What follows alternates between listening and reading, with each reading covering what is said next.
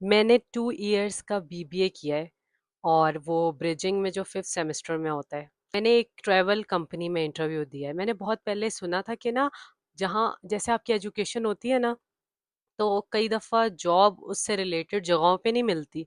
लेकिन ये होता है कि आपको जगह-जगह इंटरव्यू देने से ना काफ़ी एक्सपीरियंस हो जाता है। तो मेरा इंटरव्यू कुछ at the end of March में हुआ था, एक ट्रैवल कंपनी में। मैंने दिया, मैं सेलेक्ट हो गई थी, तो मुझे रात को मैसेज आया था कि आप सुबह आके इंटरव्यू दे दें। अब मेरा इंटरव्यू कुछ शुरू होता है यूँ। सबसे पहले ये हुआ कि ना जब मैं गई वहाँ पे, तो बॉस जो हैं वो ना, एक बात मैंने नोट की कि जब मैंने उन्हें कहा कि मैं could I come in sir, तो इतनी देर में ना वो बात कर रहे थे किसी से फ़ोन के ऊपर ना इंग्लिश में।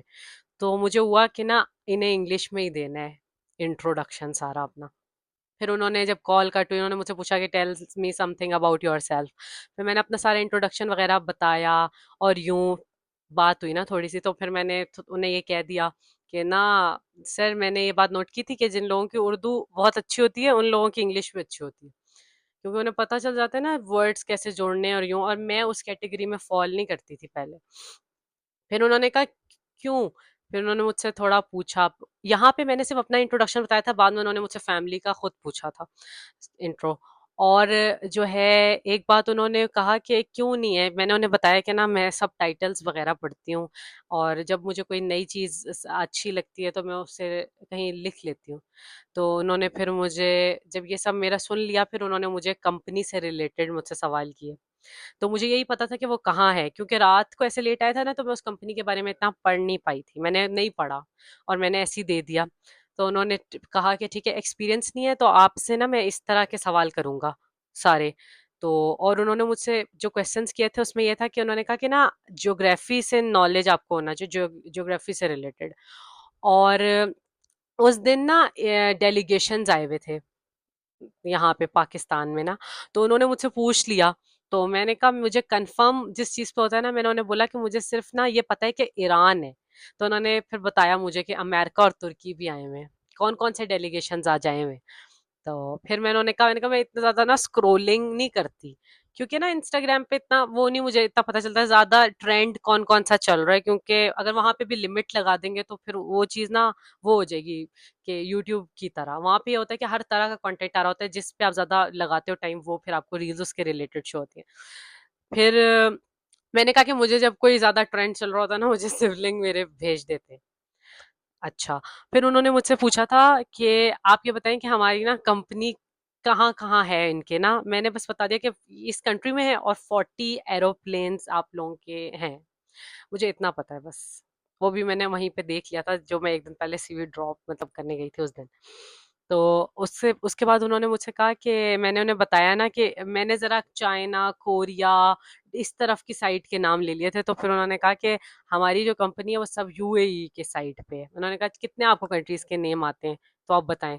तो मैंने कह दिया कि 20-25, और मैं 10 के मुश्किल से नाम ले पाई थी, क्योंकि जब आप दे रहे होते हो तो एकदम इतने याद नहीं आते। जितने मुझे याद आए मैंने उतने दे दिए, 10 के मुश्किल से बोले होंगे। और जब वो मेरी फिर ना सीवी देखने लगे ना, उन्होंने फिर मुझसे पूछा कि एंगेज्ड या मैरिज तो नहीं हुई हुई, या आगे कोई इरादा है करने का। और पूछ रहे थे कि मतलब ना, उन्होंने कहा मुझसे ना कि आप तो अभी छोटी सी हो, लेकिन ना ये है कि मैंने कहा कि ना मैं अगर अभी से अप्लाई या अभी से इंटरव्यू वाली सीरीज तक जैसे पहुंच गई हूँ, ये भी मैं नहीं करूंगी आज से 2-3 साल बाद ये मुझे एक्सपायर वो वैसे ही कर देंगे कि ना तब से क्यों नहीं किया। लेकिन जहां जहां भी इंटरव्यू देना, अगर आपके पास एक्सपीरियंस नहीं है तो ये बताएं, मतलब ढीठ होके ना, कि मैंने यहाँ यहाँ इंटरव्यू दिया है, मैं यहाँ तक पहुंची हूँ अपनी लाइफ में, मैंने जगह जगह इंटरव्यूज दे रही हूँ मैं। तो मतलब सुनते हैं ये सर वगैरह जिन्हें आप इंटरव्यू देते हो। 25 से 30 हज़ार की नौकरी के लिए 45 मिनट के इंटरव्यू से गुजरी मैं। मेरे बैचलर्स जो हैं वो दो तरीके से डिवाइड हुए हैं कि एक एनुअली सिस्टम में है मेरी हाफ डिग्री, और हाफ डिग्री मेरी सेमेस्टर सिस्टम है। तो मुझे ना अपना इंट्रोडक्शन में एज अ 24 ईयर गर्ली, मैंने अपना इंट्रोडक्शन अब प्रॉपर बनाया है कि मुझे ये था, इस उम्र में मुझे लगता है आपको सब पता चल जाता है, स्ट्रेंथ अपनी, वीकनेस, हर चीज, मतलब आपकी हॉबीज। ठीक है। तो मैं ना ये बात कहूँगी यहाँ पे कि ना मुझे ये होता था मैं इसको एक लाइन में कैसे कहूँ? इतना मैंने मतलब सर मारा, तो मैंने अब ये बनाया है, तो जो लोग मुझे बीबीए वालों की मैं एक हेल्प कर रही हूँ एक तरीके की, जिन्होंने 2022 में बीबीए मतलब किया होगा, तब जो है हमें कुछ ही यूनिवर्सिटीज ऑफर कर रही थी हाफ बैचलर्स जिन्होंने एनुअली किया है उसके बाद। तो सेमेस्टर में जो इन्होंने यूनिवर्सिटी से किया होगा आगे, ठीक है, ब्रिजिंग वो जो भी होता है, ठीक है। तो आपने ना इस तरह कहना है इंटरव्यू में, अगर कहना है कि सबसे पहले आपने लास्ट अपनी डिग्री ना बतानी है कि in BBA there were semester based system and in ADC old BCom there were annually based system. तो इस तरह करके आपने ये बताना है अपना कहीं भी अगर आप दे रहे हो तो। मैंने बीबीए या बीकॉम जिन्होंने मेरी तरह किया होगा वो अपने एक लाइन में आंसर इस तरह दे सकते हैं। अच्छा, तो उन्होंने मुझे सर ने एक सिचुएशन दी थी कि जैसे उस दिन जो मैंने सीवी दी थी ना उसमें मेरी प्रोफाइल मतलब पिक्चर लगी हुई थी, तो मुझे बाद में हुआ कि पिक्चर के बगैर भी सीवी दी जा सकती है। लेकिन उन्होंने मुझसे पूछा कि अगर ऐसी सिचुएशन हो कि हमारा कोई कस्टमर आए और वो आपसे सब पूछने के बाद बोले कि आपकी मैम सीवी बहुत अच्छी लग रही है, तो आप ऐसी सिचुएशन को कैसे डील करेंगी? तो मैंने कहा मैं उन्हें सब समझाने के बाद करूंगी कि अगर आपको सब जब मैं उन्हें सब समझा चुकूंगी तो मैं उन्हें कहूंगी कि अगर आपको सर समझ आ गया है तो क्या मैं अगले क्लाइंट को डील कर लूं? तो मैं दूसरी क्लाइंट की तरफ चली जाऊंगी। तो उन सर ने कह दिया ठीक है यूं। उन्होंने कहा कि हमारे जो है जो पहले भी यहाँ करी है गर्ल ये इसने वैसा ही जवाब दिया। तो जाहिर है एक्सपीरियंस है तो मैं ऐसे ही मुझे जो समझ आया सिचुएशन पे तो मैंने बोला। तो आगे ना मैं एंड जब हुआ उन्होंने कहा कि जो बातें आपने आप मुझसे पूछनी है अभी पूछ लें, बाकी जो है अगर नहीं पूछ पाएंगी तो लड़की से पूछ लीजिएगा जो मुझसे नहीं पूछ सकती। तो ना मैंने उनसे फिर मेरी सुई यहीं पे अटक गई थी, तो मैंने उनसे यही वाली बात पूछी कि सर अगर ये सिचुएशन आपके हो साथ या तो ऐसे सिचुएशन पे आप कैसे कहेंगे डील करो? तो उन्होंने मुझे बताया, कहते मैं ट्रैवल कर रहा था एक दफा ना, तो 3 सीट्स होती हैं। तो इत्तेफाक से ना विंडो सीट होती है, मैं बीच वाली नहीं लेता, या तो विंडो सीट लेता हूँ या इधर वाली जो जो तीसरी वाली जो होती है ना जिससे मतलब वो एयर होस्टेस भी गुजरती रहती है। तो उन्होंने फिर बताया कि हुआ ये कि मेरे सामने ना एयर होस्टेस बैठी थी। तो ना अब मैं भी एकदम से वो हो गया था शर्मिंदा कि ना मेरे कहते मेरे भी आ गया था एकदम कि ना मैं उनके सामने बैठा हुआ हूँ और मुझे इस तरीके की जगह मिल गई है, उन्हें वहां की सीट मिल गई। फिर ना उन्होंने क्या कहा बताया कि ना वो जो मेरे साथ जो आदमी बैठा था ना तो वो उन्हें शायद देख रहा था, घूर रहा था उस लड़की को। तो उस लड़की ने ना पहले पूछा कि उन्होंने कहा कि आप मुझे क्यों घूर रहे हैं ना सर, के कोई प्रॉब्लम है? तो उन्हें लगा सर को कि ना ये मुझसे कह रही है। तो मैंने वैसे माथे पे कहते हैं बल लाके देखा इसकी तरफ, फिर मैंने मुझे फिर समझ आई कि ये उसको कह रही है। तो जो है कि सिचुएशन पे ऐसे उस लड़की ने रिएक्ट किया कि मुझे इस तरह तरीके से क्यों घूर रहे हैं। तो एक ट्रैवल कंपनी में मेरा इंटरव्यू कुछ ऐसा रहा सारा। तो वो ये था कि मैंने उन्हें थोड़ा बता दिया था, मैंने कहा सर मैंने जब उन्हें बताया मैं सबटाइटल्स वगैरह पढ़ के मैंने अपनी अंग्रेजी को ठीक किया, इसमें मेरा डिग्री का कोई नहीं है मतलब। वो एक था भी कि ना ये business degree is useless, watch Netflix instead. तो इस पर्सपेक्टिव से मैंने उन्हें बता दिया। तो वो कहने लगे ना उनके सेक्रेटरी भी साथ था कोई, वो भी मतलब उससे पूछ रहे थे। मैंने उन्हें बोला सर आई आई आई सी मतलब चाइनीज ड्रामास था उनके जरिए। तो मैंने कहा कहते वो चाइनीज भी होते हैं, उन्हें कोरियन का क्योंकि ज्यादा है तो वो उस पे ज्यादा वो हुए। मैंने कहा नहीं चाइनीज भी होते हैं। तो कहने लगे अच्छा। फिर उन्होंने कहा कि उनके उसको भी नहीं पता था सेक्रेटरी को ना, तो वो भी देख कैसे कर रहा था। तो उन्होंने फिर बोला कि मैंने कहा सर वो डब नहीं होते ना, तो वो नीचे सब टाइटल्स के थ्रू देखे जाते हैं। और ये भी था कि जैसे मैंने ज्योग्राफी का बताया, कह रहे पूछ रहे थे कि अगर स्क्रोलिंग कोई नहीं करता ज़्यादा तो फिर करंट अफेयर की नॉलेज कैसे रखती हैं आप? तो ये मुझे भी हुआ था उस दिन के करंट अफेयर की नॉलेज मतलब कैसे रखी जाए। ये है कि मैं थोड़ा डॉन न्यूज़पेपर में जो होता है मैं उसके बाद सुना था सीएसएस वाले लोगों का, तो वो यही कह रहे थे कि हमें एडिटोरियल पेज को पढ़ना चाहिए। तो यही है कि एडिटोरियल वाला जो सफ़ा है उसको बस गो थ्रू करें, उसमें जो ओपिनियंस होते हैं या फिर उसमें इस तरीके से मुझे लगता है करंट अफेयर्स की नॉलेज रखें सब।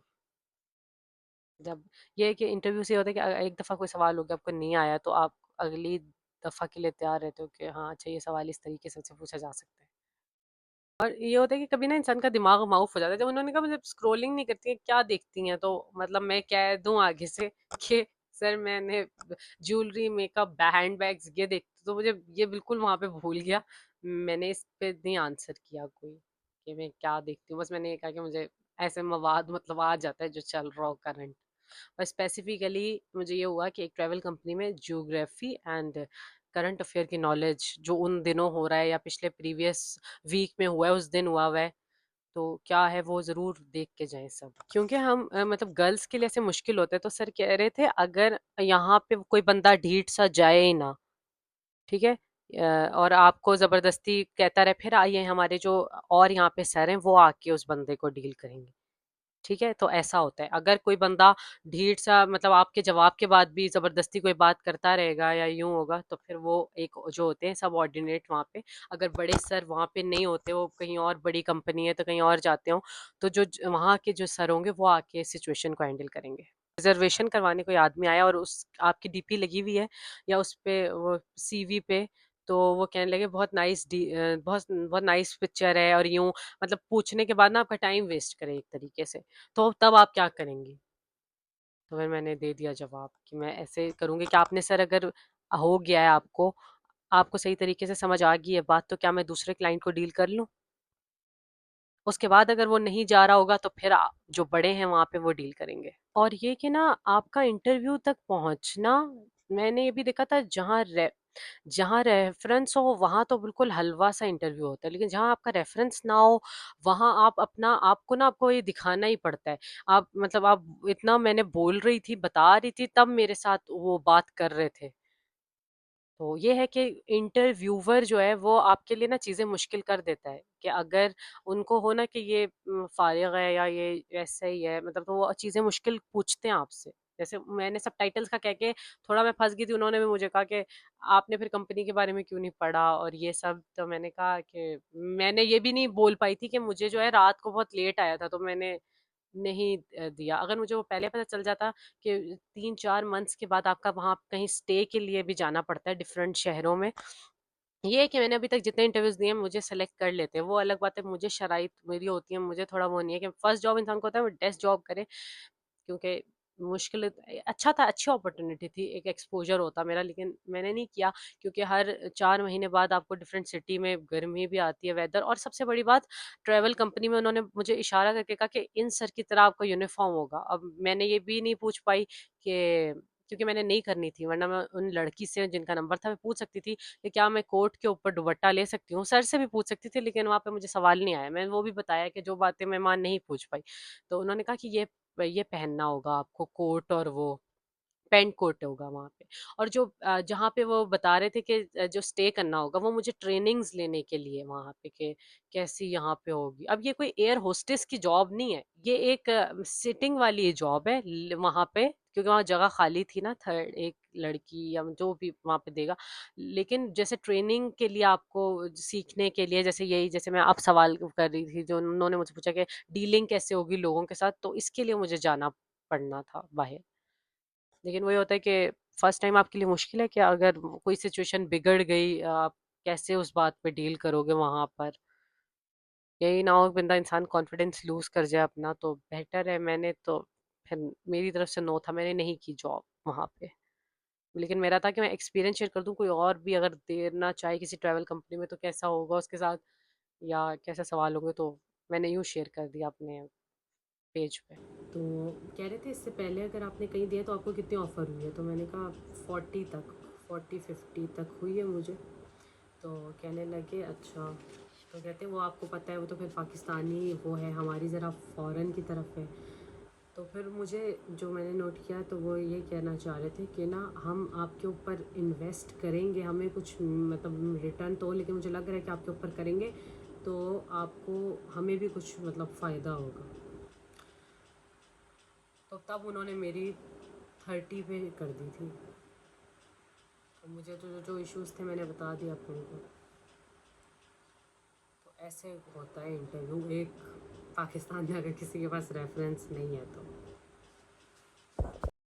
I hope you like this video कि मैंने इसमें एक जो इंटरव्यू से मेरे साथ जैसे गुजरी, मैं क्या क्या पूछा गया वो मैंने आराम से मैं आप लोगों को बता सकी हूँ। तो thank you so much for watching. Bye.